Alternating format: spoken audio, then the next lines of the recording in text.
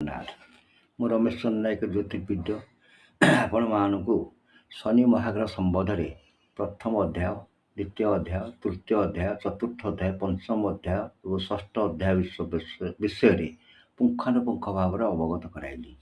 ଆପଣମାନେ ତାହା ଶୁଣି ତାହାର ପ୍ରତିକାର ସମ୍ବନ୍ଧେ ମୋତେ ଅବଗତ କରାଇବେ। ମୋର ୟୁଟ୍ୟୁବ୍ ଚ୍ୟାନେଲକୁ ସବସ୍କ୍ରାଇବ୍ କରିବେ। ବର୍ତ୍ତମାନ ତୁଳା ରାଶିରେ ଜାତକରେ ଶନି ଅବସ୍ଥାନ କରୁଥିଲେ ସେ ବ୍ୟକ୍ତି ଖ୍ୟାତି, ସୁନାମା, ଧନଧାନ୍ୟରେ ଗୃହରେ ପରିପୂର୍ଣ୍ଣ କରୁଏ। ନିଜ ମତରେ ଅଟଳ ହୁଏ ଓ ଗର୍ବ ଅହଙ୍କାରୀ ହୁଏ। ତୁଳା ବିଛା ରାଶି ଆସିବା। ବିଛା ରାଶି ଜାତକରେ ଶନି ଗ୍ରହ ଅବସ୍ଥାନ କରୁଥିଲେ ସେ ମିଶ୍ରିତ ଫଳ ପାଏ। ସେ ବ୍ୟକ୍ତି ସାହସୀ, ନ୍ୟାୟ ଓ ଧର୍ମପରାୟଣ ହୁଏ।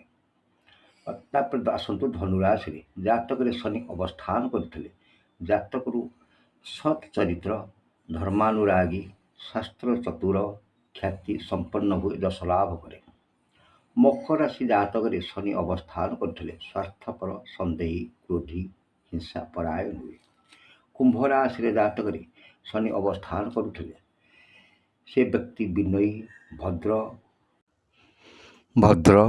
ସତ୍ ଚରିତ୍ର, ବ୍ୟବହାର ଖୁବ୍ ଭଲ କିନ୍ତୁ ଲମ୍ପଟି ହୋଇଥାଏ। ମୀନ ରାଶିରେ ଜାତକରେ ଶନି ଅବସ୍ଥାନ କରିଥିଲେ ଶାନ୍ତ, ରିଷ୍ଟ, ପର ଉପକାରୀ, ଦୟାଳୁ ହୁଏ। ଏସବୁ ଗଲା ପରେ ଶନି ମହାଦଶା, ଶନି ଅନ୍ତର୍ଦଶା, ଶନି ସପ୍ତାହ ପଡ଼ିଲେ ଶନିବାରକୁ ଶନିବାର ମା କାଳୀକୁ ଦର୍ଶନ କରିବେ କିମ୍ବା ଗୃହ ମଧ୍ୟରେ ଦୀପ ଜାଳି ମା କାଳୀଙ୍କୁ ଦୁଃଖ ଦୁର୍ଦ୍ଦଶା ଜଣାଇଲେ ରିଷ୍ଟ ଖଣ୍ଡନ ହୁଏ ବୋଲି ଶାସ୍ତ୍ରରେ ଉଲ୍ଲେଖ ଅଛି।